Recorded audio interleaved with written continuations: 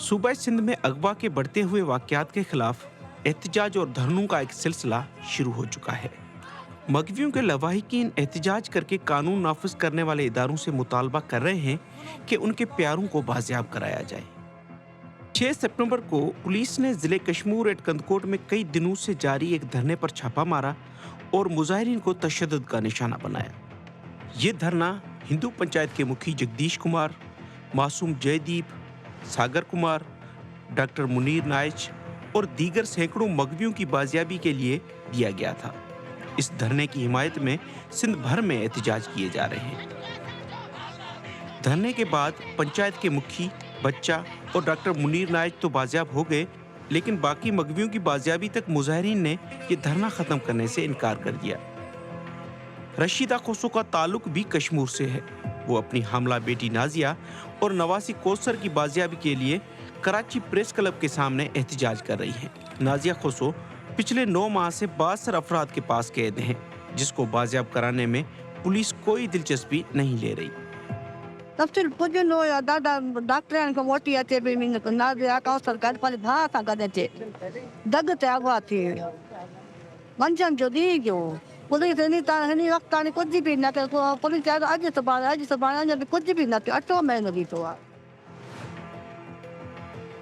कशमूर eight Kandhkot, Shikarpur, Jacobabad और घोटकी के इलाकों को अगवा की कार्रवाइयों का गढ़ समझा जाता है। जुलाई में जारी रिपोर्ट्स के मुताबिक सिर्फ कश्मीर से 40 से ज्यादा अफराद को अगवा किया जा चुका है। एक सोचे समझे मंसूबे के तहत कश्मीर डिस्ट्रिक्ट के अंदर अगवा की एक मजबूत इंडस्ट्री कायम की गई है, जिसकी वजह से लोग गैर महफूज हो चुके हैं। सारा कारोबार तबाह है। सारी जिले की डेमोग्राफी जो है वो तब्दील हो चुकी है। 6 महीनों का रिकॉर्ड उठा के देख ले तो अंदाजन कोई 100 से ज्यादा लोग अगवा हुए। किसी सरदार ने ये नहीं कहा, ताकि वो एमपीए भी है, वो एमएनए भी है, किसी ने भी ये नहीं कहा कि हमारे डिस्ट्रिक्ट में जो अगवाकारी की है मैं उस पर प्रोटेस्ट करता हूँ। सिंध के शुमाली इलाके पिछले कई दहाइयों से डाकुओं के रहम करम पर हैं, जिसके नतीजे में इलाका मकीन वहां से हिजरत करने पर मजबूर है। इन इलाकों में लोगों का दिन दिहाड़े अगवा होना मामूल की बात है। डाकू उन्हें अगवा करके कच्चे में कैद रखते हैं और फिर रिहाई के बदले लाखों रुपए तावान का मुतालबा करते हैं। कच्चे का ये इलाका नोगो एरिया कहा जाता है, क्योंकि इस इलाके में पुलिस के कई ऑपरेशन नाकाम हो चुके हैं। ये जो अनडेमोक्रेटिक स्ट्रक्चर रियासत की तरफ से जो बना दी गई है, वो स्ट्रक्चर ये अगवाकारी करवाती है। वो स्ट्रक्चर इसका बेनिफिशियरी होती है, जो फ़ायदा उठाती है।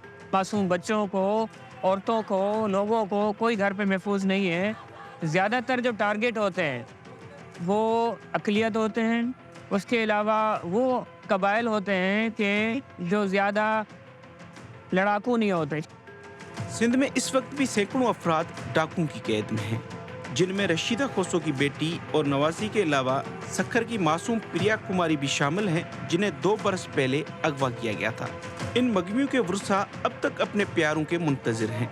सवाल ये है कि कानून नाफिज करने वाले इदारे उनको कब बाजियाब करा पाएंगे। डाकू और कच्चे के जो इलाके हैं वो एक बहुत बड़ी पॉपुलेशन है और वो वोट की हैसियत रखते हैं और उनका वोट जो है वो उन जागीरदारों को मिलता है। इसलिए भी शायद जागीरदार नहीं चाहते कि सीरियसली इनको ख़त्म कर दिया जाए कि